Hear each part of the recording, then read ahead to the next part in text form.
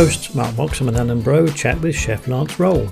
Chef Lance has been cooking professionally since the late 80s, and in 2007 he founded the Flavor Chef so he could use locally grown organic produce, free-range humanely raised meats to make his genuine organic chicken broth and bring extremely well-balanced nutrient-dense foods from the farm straight to your table. Good morning, Chef Lance, or should I call you Lance? Chef Lance is nice. 28 years, I deserve the title. Okay. I earned it. As long as you call me Chef Alain, then we're good then. I will call you Chef. I've got a little seniority on you, 45 years in the business. But welcome to the Local Paleo Show. Very glad to be here and excited to share the message with your audience. Absolutely. Good morning, Mark. Hey, good morning, gentlemen. I take it you are both suitably well? Now, who told you I was a gentleman? Well, again, I've seen your file at the NSA, so, it's fine. Okay.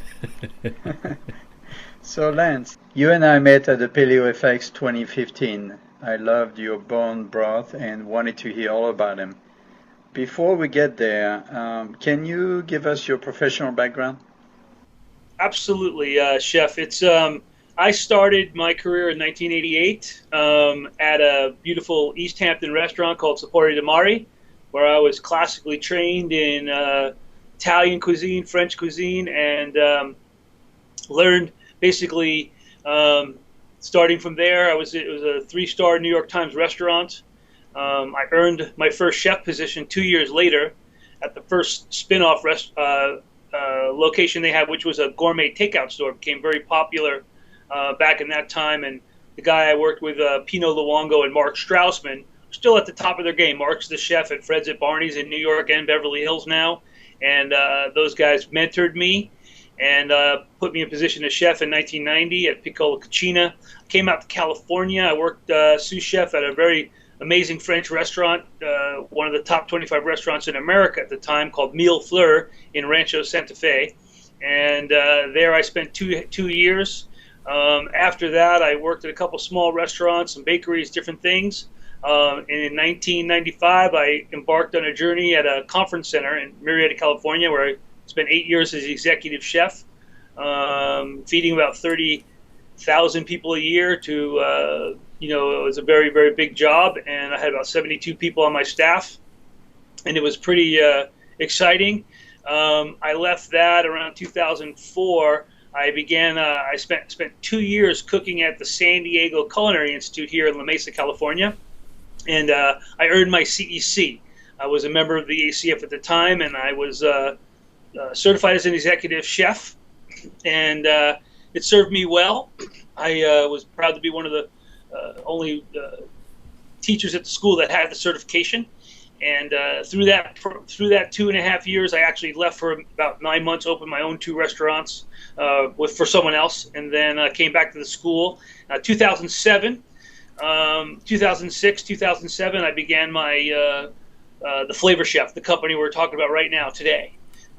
It was back in 2007, 2006. I met a gentleman named Paul Chek, very important instrumental name in this interview, because Paul Chek was the one that introduced me to the Weston A. Price Foundation and the whole concept of broth. There was a book, amazing book written by Sally Fallon in 2001, The Nourishing Traditions, and I started to tear that book apart. It's an awesome Bible for anyone in the real food movement. Goes through all kinds of healing modalities for food, from beet kvass to fermented sauerkraut to making your own kombuchas, and of course bone broth was part of that. The Chek Institute was instrumental in my building my business as well, because I had took on personal chef clients, and it was on 11/11 of 2007 that I received what I call a download from God. Some people call it intuition, maybe a spark, a vision, but literally have the notes from that day in my computer. And I was commissioned to bring my bone broth to the market, and or to bring a super amazing recognition of bone broth to people who need bone broth. And at the time, Chef, you'll you'll agree with this, especially in France and around Europe, all chefs were making broth. Real chefs have pots in the back of their stove constantly going, simmering veal bones, lamb bones, fish bones to make broths, chicken bones to make broths for their people and their clients, and to make food taste better. As you know, Escoffier said that stock was the basis of all cooking. And of course, we embarking on this bone broth journey, and of course, I was doing my catering business at the time as well. So the two kind of went well together, and I was a new entrepreneur supporting myself through my own business, and began feeding the bone broth, the chicken bone broth, to all these clients every week. And eventually, by about 2011, I was able to get my broth labeled and produced. I started selling it at a couple of nutrition wellness centers here in Southern California, San Diego, and where I've been for the last 25 years, actually. Just a note to the audience. And I'm originally from New York as well. Anyway, the office was so popular there. We approached by early 2012 we had go back a little bit. In 2008 too, we'll get to that later. But 2008 I took out bonebroth.com, and I actually trademarked this trademark here. Broth is good for you, promotes a healthier you. That's going to be important for the conversation to remember that. But either way, regardless, in 2012, I brought the bone broth to the retail market here in Southern California. About 10 to 12 retailers to start with. We're up to about 30 retailers now carrying our bone broth here in the San Diego, Orange County area. And we have several locations around the country that take shipments of our broth, and they sell it on their shelves. We, again, very proud of my catering business. Over the 9 years, we've accumulated 100+ 5-star reviews on Yelp. So it's pretty unheard of on the Yelp here, because people just don't like to write reviews. But we got 100 of them, all 5 stars, 100% for not only the sometimes for the bone broth, but also mainly for the food that I deliver. I got my name, the Flavor Chef, from 2004 cooking school, when a chef one of the other chefs came into the classroom and told the class that all the chefs had certain skills and abilities. One guy was super good with knife skills, a couple are me. It came down to flavor.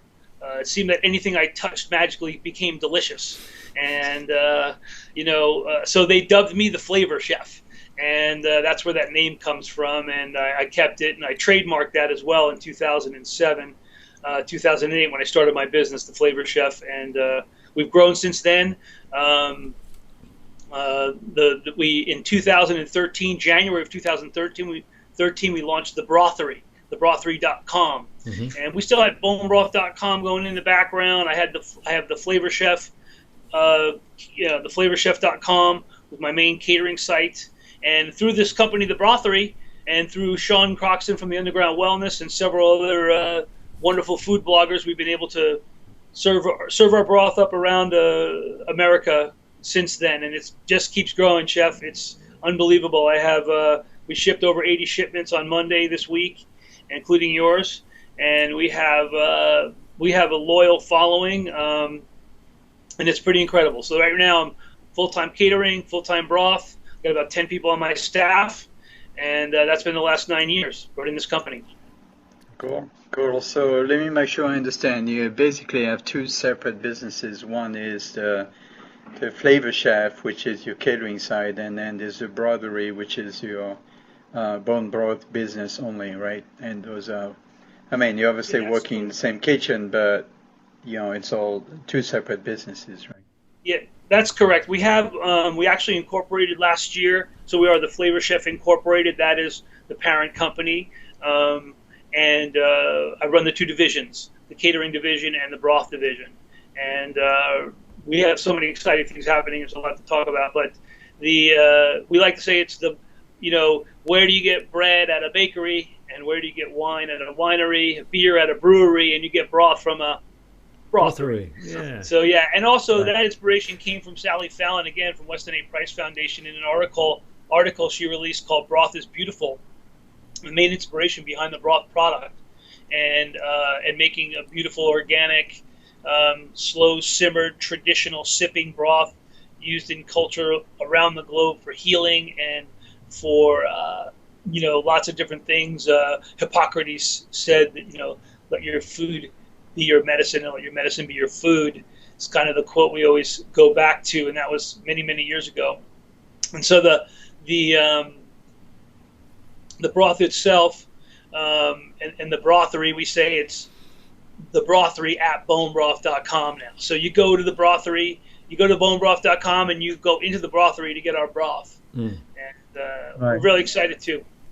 And the timing was perfect, really. I mean, just all of this happened as paleo movement started to develop. So yeah, you got the right message at the right time, right? Yeah, well, like I said, it's interesting. I'm seeing all these new broth companies popping up, and gives us a lot of legitimacy, which is awesome. But remember, I took this trademark out, "Broth is good for you, promotes a healthier you," in 2008, long before, basically on the inspiration from Paul Chek to own what I was doing, to own my passion, and to believe in what I believed in, and still believing it, obviously, and selling lots and lots of broth. But the main thing, again, in that point in time, we created our vision for the brothery, which is to heal the planet one GI tract at a time. And the broth is very instrumental in healing 80% of your immune system's in your gut and intestinal lining. So when you heal the intestines and you heal the GI tract from top to bottom, you can absorb more nutrients and other things. It heals your life, basically. We like to say with broth, broth is good for you, promotes a healthier you. That was kind of just because broth is part of a protocol, Alain, as you know, like doing a paleo diet and eating a hunter-gatherer type of diet, what we were based on so many years ago. Just a quick note too: Weston A. Price, was a dentist, for the audience's knowledge, who went out in the 30s and he studied culture. He studied various cultures around the world. Took photos, and all his work is presented in a book called Nutrition and Physical Degeneration, still published by the Price Pottinger Foundation out here, and the Weston A. Price Foundation. And his work is, to this day, being used by many, many clinical nutritionists around the country. And of course, since then, the real food movement has begun. The traditional healing food movement has begun. And I got a great acronym we're going to trademark. It's just the words for broth. The letter B is the blessed return of traditional healing. Those acronym for BROTH. And like I said, I always emphasize the fact that broth is part of a protocol. It's not necessarily a magic bullet, no, but will certainly help all the other things you're doing. And generally, people who are buying our broth and drinking our broth are drinking it for those reasons. And they're already using a naturopath or clinical nutritionist, osteopath, chiropractor, acupuncturist, someone who is involved in the traditional healing movement, food, and using food as healing. And we also coined another term. Paul Chek had a audio series out called "You Are What You Eat," yeah, and he laid out the entire food system. And again, this is mostly based on the work of Dr. Price. And Dr. Price, when he went in, he studied the cultures, and the part of the culture that kept to their traditional diet, facial structure, health. They didn't even have names for the diseases that we have today. Whereas when a part of the tribe or group went onto the Western diet for convenience, processed food, non-organic food, white flour, white sugar, all these highly processed foods, within 2 generations, the facial structure of the children completely changed. And that was a big marker of health. And they had all kinds of, then diseases started coming in with those cultures as well. Heart disease and cancer and all these different things began to grow and foster in the part of the culture that wasn't following the traditional foods.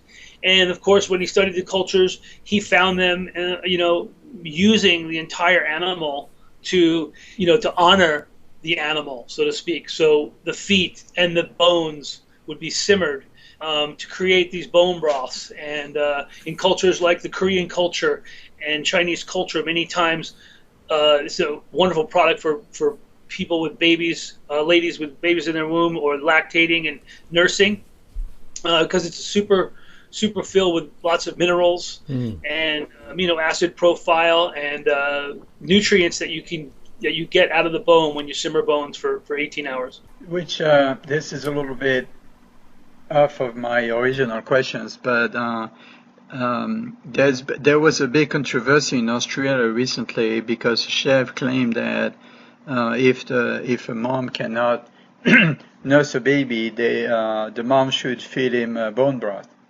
What's your take on that? Well, again, it's part actually in the back of Nourishing Traditions. They have they have a recipe, and again, the bone broth itself would be definitely a great first food for any child versus say formula. And what they have in Nourishing Traditions, they actually have a formula using the bone broth with lots of other ingredients again to create a nutrient dense beverage that the child who can't chew food yet can eat. So again, probably the news is probably sensationalizing it, which is what I saw. And I think his name was Evans, Pete Evans or something like that. He was the one who was singled out, calling out this paleo diet for children. And of course, everyone makes different diet claims, but I think the news definitely made it into a bigger subject than it is. And of course, broth has amazing amounts of nutrients and bioavailable protein and those things. So, and again, like with the nutrients, with raw milk, raw goat's milk, raw cow's milk, they create a formula for children in that book, which for moms who can't nurse and who don't want to use SAD food called formula. Yeah, right. Well, So, it's full of poison anyway. Well, my opinion, that guy was singled out because he was a celebrity chef, and all the dietitians, traditional dietitians, got on this case and screamed murder. But I always thought he had a point. I mean, if you have to choose between a formula full of genetically engineered soy loaded with sugar and mysterious ingredients and flavorings, I would rather give that kid a healthy, good quality bone broth, with whether it's grass fed or. So besides, do you do only a chicken broth, or do you have other broth choices? When we started, we used we call it's called Jewish penicillin and some culture, Jewish tradition. But yeah, we now have we have a certified our broth is certified organic, our chicken bone broth. Well, we're manufacturing about once a week. We're manufacturing grass-fed, grass-finished beef broth.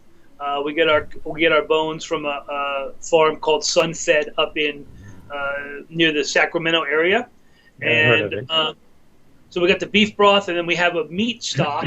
2-hour meat stock, we call it. It's for the GAPS protocol. Again, your audience, GAPS stands for Gut and Psychology Syndrome. Another a woman named Natasha Campbell McBride, a board member at the Weston A. Price Foundation, healed her children using the GAPS protocol. And so we created a meat broth, which is more like a chicken soup. It's not cooked as long. There's not as many amino acids in there. So it tends to be easier to digest even for those that have a serious immune disease or a serious digestive issue. And she found that the digestive tract, there's a huge correlation with that with autism. And the incredible spike in autism now is just it's just saddening. But the broth in the first phase, so we have that product, and then we have our first signature soup, which you tasted at Paleo FX, our signature bone broth soup, 80% bone broth, 20% coconut milk, infused with lemon, mint, and ginger. Oh, that sounds nice. So it's a really delicious soup. So my understanding is you prepare all your broth from scratch without giving away your secrets. Can you describe the process? Oh, absolutely. I mean, the process for making bone broth is all over the internet. Of course, there's a new book out called Nourishing Broth, came out last September. I'm going to step on 1 second. So this book here, for everyone who's looking, Nourishing Broth. and written by Kayla Daniel, who I was at the conference with in Paleo FX. We had the broth workshop with her. And so all kinds of ingredients there. With our broth, we, again, very traditional. We use 60% feet, 40% backs from the chicken, carrots, celery, onions, garlic, ginger, peppercorns, thyme, parsley, and apple cider vinegar. We don't put any salt in our broth, no added salt, because we want people to add their own salt. We found in the beginning, in 2011, 2012, we found a lot of people needed to be salt restricted. And so we took it all out. So we have a very low sodium product. And the method is, getting everything to a simmer quickly, just like you could read in any cookbook, skimming the scum, and then we add the vegetables, and we get it down to a low simmer for 18 hours, about 202 to 205 for 18 hours. We have a nice slight reduction, and we generate a lot of collagen and gelatin from our product. So that's the way the bone broth is made. The difference with the beef broth right now, we do a traditional beef broth as well, where we roast the bones first. We render all the fat, which we offer on our website as well, the rendered marrow and bone fat. It's kind of a combination of tallow and marrow. Tallow is more from the what they call the leaf lard in the animal, but and it's rendered on its own. These are rendered from, our fat is rendered from the bones in the oven, and we just strain it out, put it in a container, and again, using that byproduct. And it's delicious to add to your broth or cook with, or there's soap companies based on, and skincare companies based on tallow, on beef tallow. So we're not making tallow. Like I said, we just have a byproduct from our roasting the bones, and so we put it in a container and do what any good entrepreneur capitalist would do, and sell it to the public who doesn't have that opportunity. Now, I understand your focus is on pre-reservation original. And that we all know that chicken soup is good for you, but is chicken broth healing as well? Yeah, I think it's very healing. I mean, we when I first started this again in 2007, started researching everything. The Townsend newsletter, a very famous nutrition newsletter, of course, the works of the Weston A. Price Foundation, Jade Institute.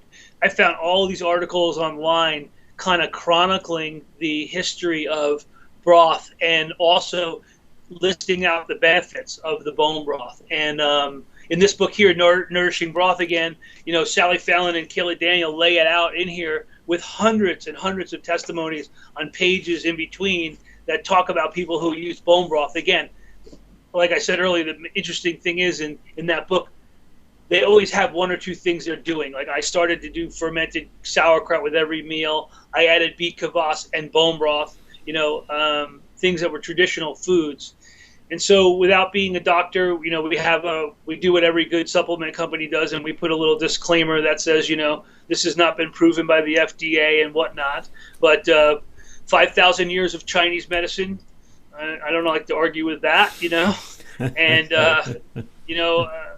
so we don't make any health claims, but we have plenty of testimonies to the benefits of bone broth.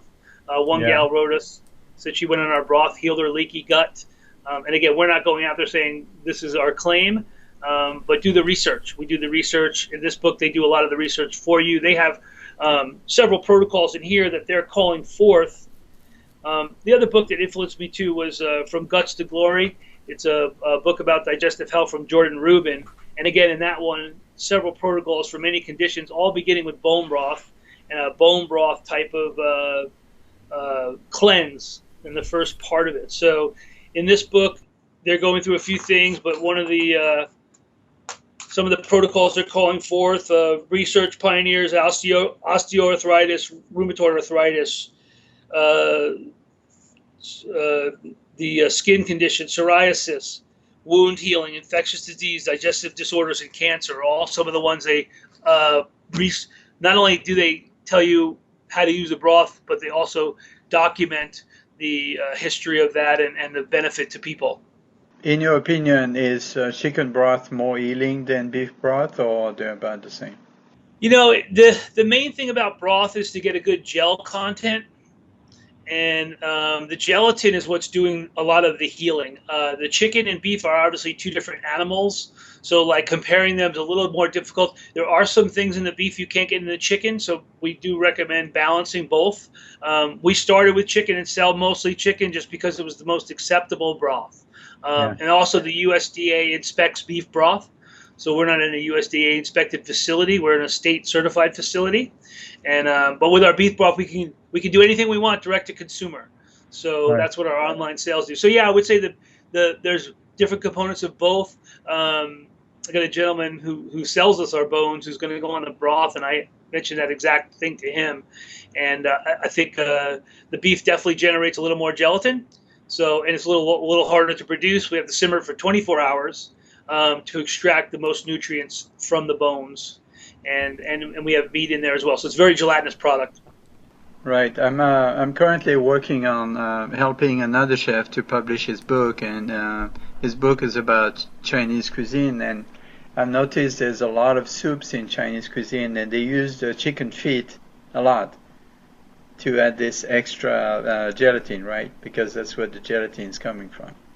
So I can relate to the soup being healthy and the broth and all that. So I can see how that works. Yeah.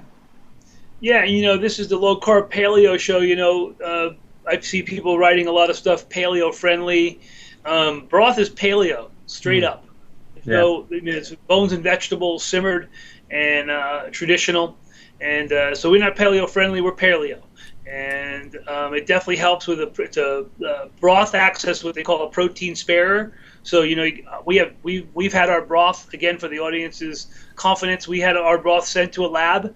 So that's our lab analysis yielded 10 grams of protein per serving, certain amino acid levels, and it's out there as well. But essentially, there was a little bit myth about calcium, and the calcium is kind of negligible in the broth. And I was told by a doctor and nutritionist that it's just very difficult to extract calcium from bone, but all the other macro minerals and trace minerals are in there.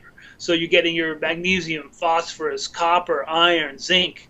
All these things are coming out of the bones as well as a mineral profile. My good friend Krista Orecchio from The Whole Journey calls the broth a mineral elixir. So it's great for recovery for athletes who are sweating a lot and working out really hard, and anyone going on a detox where you have the glucosamine, the proline and the glycine that are a very big part of a detox when you're detoxing your body from your diet. I understand. I'm not going to ask you to name it, but I understand you have a secret ingredient to extract calcium from some of the bones. The secret ingredient? You I want think to it's say what love. it is? Love is the ultimate spice. Yeah, our secret ingredient, I also have another trademark up here, love is the ultimate spice. Yeah. And yeah. I think that's our secret ingredient. It's energetic. And, I believe that love powers the universe and that love is the answer. So Yeah. again, people have different definitions of that. But again, the way you can add calcium to your broth is by steeping some kale, truthfully. Steeping some of the high mineral, high calcium vegetables. And again, it's an array of things. When you eat a diet, you want to have an array. You want to have a full spectrum of food going into your body. So you get the nutrients from different things rather than just focusing on one item at a time. Somebody just eats meat or just eats vegetables. It's very unbalanced. So you want to kind of balance everything out. But the mineral, the one good thing we had 10 bullet points on the benefits of bone broth. The last one was synergy. And just like we talk about promotes a healthier you, the synergy with your supplements. If we coined this phrase, you are what you eat, but more importantly, you are what you absorb. If your body can't absorb certain nutrients, your body doesn't absorb things that are not molecularly aligned with your body. So we tell people, do not microwave your food, do not microwave this broth. Simply put, the microwave jumbles up all those molecules, and when you jumble up all those molecules, your body says, "What is this? I don't know what it is. It doesn't look like It's poison. It doesn't look like food. It doesn't look like food to me." So something like margarine and all these fake sugars and artificial sweeteners, and the list goes on. And of course, that's the excitotoxins are really affecting a lot of people at levels that they don't even understand, mainly like aspartame or MSG. But essentially, the broth is food. It's soup, you know. It's So when you're liquid, hungry, you eat a bowl of liquid soup. food. It is liquid food. Exactly. Besides love, the specific ingredient I was looking for is an acid. You put an acid in your broth to draw out the calcium as well, right? We use the apple cider vinegar to help draw the nutrients out of the bones. And for flavor, and because we're the flavor chef, we use about lemons in our broth as well. Right. Lemons have a lot of digestive property. Our soup, the ginger, mint, coconut, and lemon soup, was created on a online summit called the Digestion Sessions, hosted by Sean Croxton of the Underground Wellness. And he had me on there as a chef, and we created that soup. That was the first time we created it. And we had a little pinch of cayenne as well. Cayenne, ginger, mint, lemon, and coconut milk all aid in digestion. So it's a really delicious, and it's really super delicious. So people love that soup. And so yeah, that's the acid especially in the beef broth as well. Like I said, it helps to draw out the minerals that are in the bones. Correct. It sounds very, this new soup you're talking about sounds very Thai or Vietnamese, right? Yeah, you know what? A lot of people think it has kefir lime in it because it has that Thai tom kha or tom kha kai, they call the soup. So, you know, that is definitely, the mint is sort of, gives it that kind of flavor. And, you know, it's an amazing thing. Our bone broths, you know, people always say, how do you use the bone broth? You know, what do you do with it? Well, first of all, it's a traditional sipping broth. I have a cup right here from this morning. Yeah. You know, just sipping the broth. Secondly, you know, it's a base for any soup.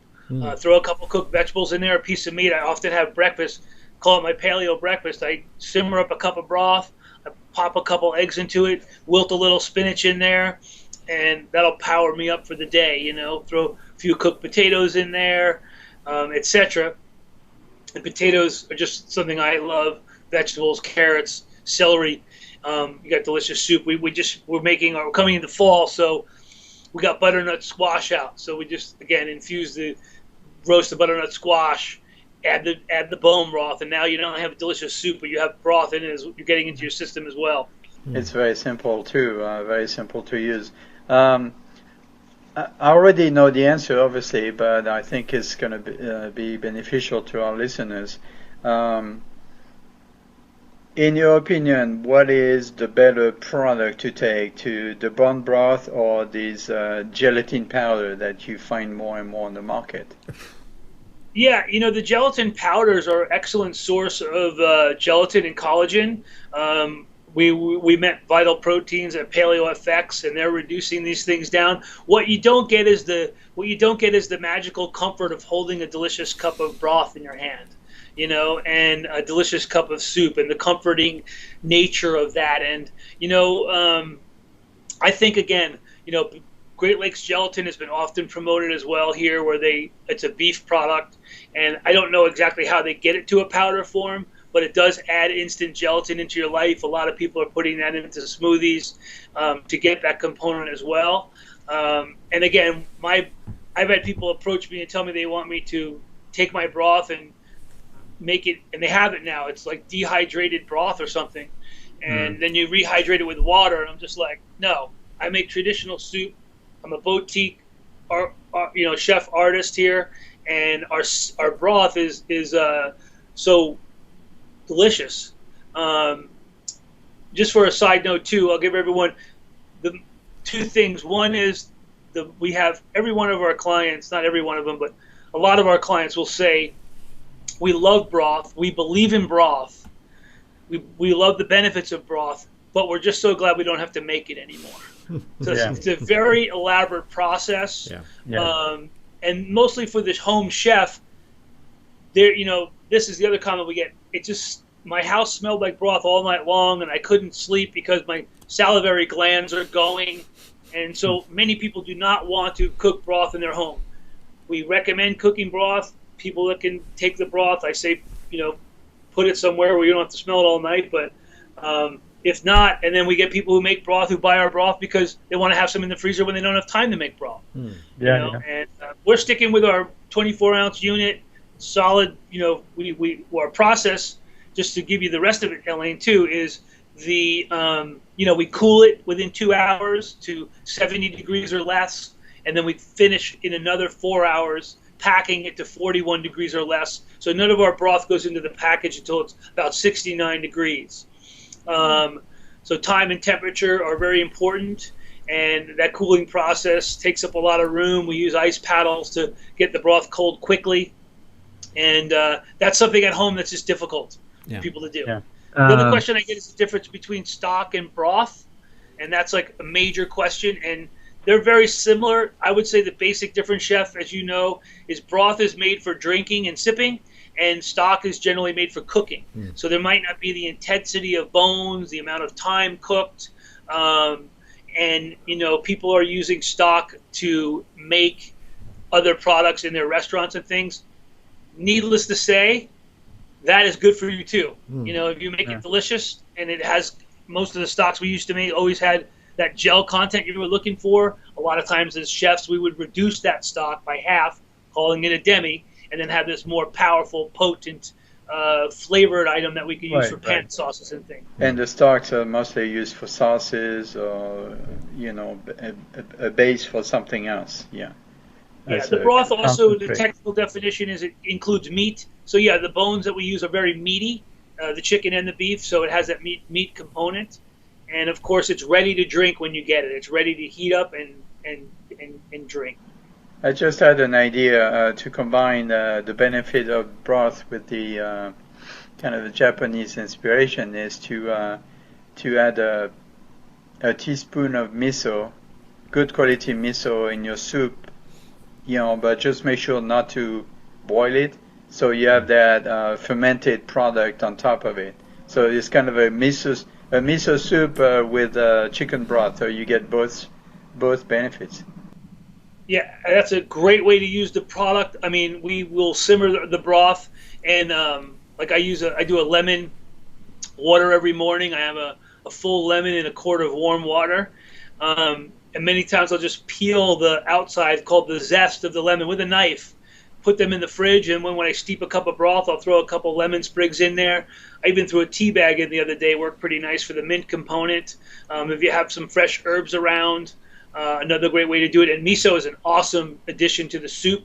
A teaspoon in there, like you said, very importantly. You don't want to boil the miso, so when the soup's cooling, you add a teaspoon, stir it in, and then you got that fermented product again getting into your system. So really good stuff.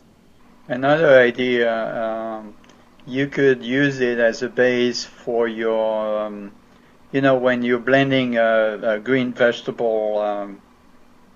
Not a smoothie, but you know what I mean.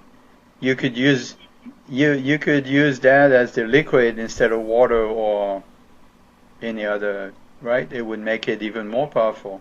We just came out with a blog, and the blog was, wherever you use water, you could use broth, and the broth being added, and that's where again, like you might, in the green drink, you could, if you follow the instructions right on the collagen or gelatin, because when you use that liquid, that powdered collagen and gelatin, it'll definitely gel your whole cup up.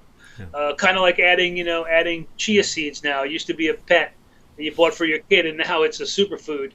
And as a superfood, I like to tell everyone, broth is a soup or food. So it's really some good stuff there. So yeah, going back to the sort of the broth itself. What's the nutrient content of a good broth? The nutrient profile should include, again, a lot of minerals. Our broth has 10 grams of protein per serving, so you want at least that. You want your broth to be gel. That's the collagen, and the collagen is, the connective tissue that you're now ingesting, and it helps your own connective tissues. So those are the main things. Our broth has a very low sodium profile because we don't add any. So you don't want to drink a broth that has a way high sodium. I just got some broth in the mail from a company that's spending a lot of money to sell their broth, and 280, 12% of sodium. I haven't tasted it yet, but I'm sure 12% it's going to be. sodium. Yep, and that's on a grass-fed beef broth. Like I said, we are adding a small amount of salt to our beef broth, like a tablespoon or two, like 2 or 3 tablespoons per 40-gallon kettle. So, Oh, right, yeah. not very much, but enough to give it a tiny bit of flavor off the bat. So those are the main nutrients. You said earlier that gel content was important. Why is gel content important? Like I said, the gel content just shows that the broth's been properly made. And again, if you're at home making broth, you don't get gel, it's still good for you. Broth is good for you any way you look at it. And I even had Dr. Tom O'Brien recently gave us a testimony about certain ways the broth is active in your body and helps, again, promoting a healthier you. But yeah, the gel is the collagen. Collagen is the cooked form of gelatin, basically, and or the other way around. Again, I'm not the doctor scientist, so I don't spend too much time on that stuff. But so the gel is what heals your digestive tract as well. It goes in there. You got this picture, you've seen the pictures in school books of the digestive tract. All the different things that are going into your body are going through that tract to give you nutrients. And if that tract is in line, the body absorbs the nutrients through that and through the stomach lining, etc. So that's where the gel coats it and helps it to heal. Also, earlier you spoke about steeping food in broth. Can you explain to people who may not have come across that method before what steeping is and what are the best ingredients to steep, as it were? Yeah, absolutely. Again, when we make the steeping is when you bring a product to boil, like we bring the broth to boil and then we turn it off. Then we set some ingredients inside of it and let that broth, as it cools, draw out the nutrients from that product. It's a little less violent, so to speak. So you're preserving some of the things. For instance, in the traditional method, we only put the fresh parsley and thyme in for the last 15 minutes. Right. So it's kind of got this fresh kick of flavor, as well as the nutrient profile that's coming out of those herbs is better preserved. So that's just so when you're steeping, for instance, you steep a cup of tea, you bring the water to boil, or you bring it to close to a boil, and then you pour it over the tea bag, and as it's cooling down, it's leaching into the broth or the water, and that's what steeping is. Excellent. So our coconut ginger soup, by the way, is a steeped product. Oh, right. We take the warm broth to a certain temperature, we turn it off, we dump in the lemons, ginger, and then actually I won't give that proprietary formula away. We definitely have enough. And again, steeping is important to have it very thin. So when we cut our lemons, they're pretty thin. When we cut our ginger, it's very thin. A lot of surface exposure will get you a lot more nutrient density out of those tough roots and things. Okay, and then the vegetables that you've steeped, do you leave them in? We have basically a big mushy pile of our leftovers. So we strain everything out, triple filtered, cooled. Then the end user should be putting in some steamed vegetables or steaming a little bit of broccoli, steaming some kale, wilting some collards, those type of things. We could talk a little bit about braising. Broth is an excellent liquid for braising, and braising, technically defined, is usually on the stovetop, can be in the oven as well. About half to 3/4 up on the item. So we have a recipe for braised Brussels sprouts, right, where we sear some bacon, some onions. We've already prepped the Brussels sprouts, and then we hit it with the broth, cover it, and then it steams steams. And braising is a highly nutrient dense form of cooking because you're keeping everything in there. You're not throwing anything away. So when you blanch things, sometimes you'll notice you blanch broccoli in boiling water. The water is green, where if you braise the broccoli with broth, it will all be in there. It won't have gone anywhere because you're going to eat the entire thing. That's very true. So that it all sounds very, very good. Now, obviously, people are going to want to know a lot more about broth itself and where they can get hold of it, because if they can't be bothered to make it themselves, they may as well have something probably even better. So where's the best place for people to get hold of you? We of course I'm going to promote my own company here, bonebroth.com. Yeah. Took it out in 2008. We have an online shipping platform. We can ship anywhere in America. We just actually updated our shipping platform so that we are very competitive with our rates all over the country. We're using FedEx's branch called PeriShip to ensure our shipments. We have every shipment is guaranteed. You mentioned that as well. People do find, again, that they can't make as good a broth as we can make. We have two amazing, beautiful stainless steel kettles with a third one ready to go in next weekend. And so that's one thing. If you try other broth, there's some other broths out there. Just make sure you're getting gel out of that broth and make sure you're getting a fair price for it. Now, of course, there's lots of local places opening up. I know down there where Chef Alain is, there's a place called Picnic in Austin. And they make their own broth and sell it by the cup.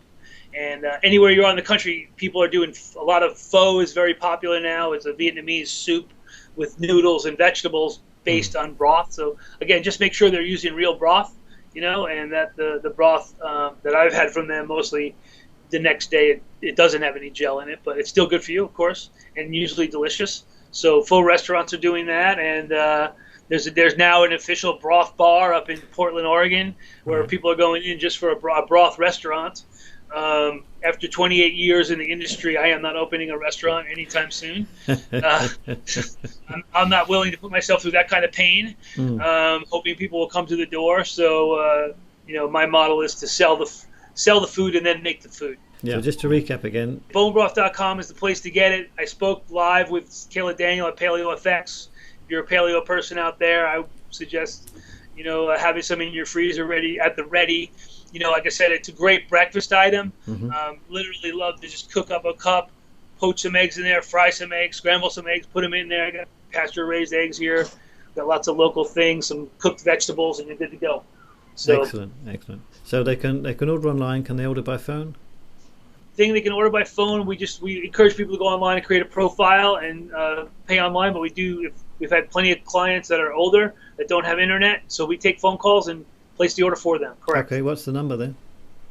The number here is 760-727-2058, or they can call my manager at 760-685-1343.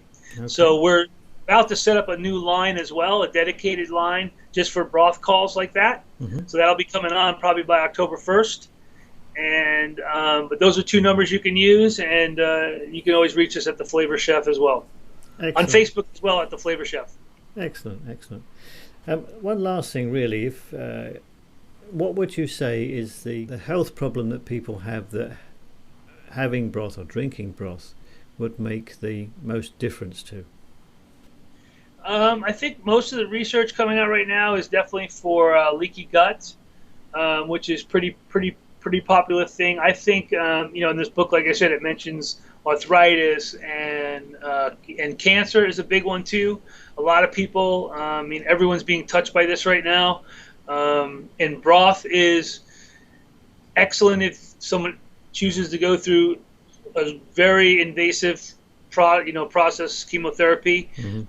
We just catered an event for a bunch of gals that went through breast cancer, and a couple of them said the broth really, not necessarily my broth, their husband was making it for them, whatever, helped them through the chemotherapy because it's ready nutrients, very calming, it's very easy to digest. There's no chewing involved, and that was very helpful for that. Again, if you're basically destroying your immune system to kill something, and eradicate it in a sense.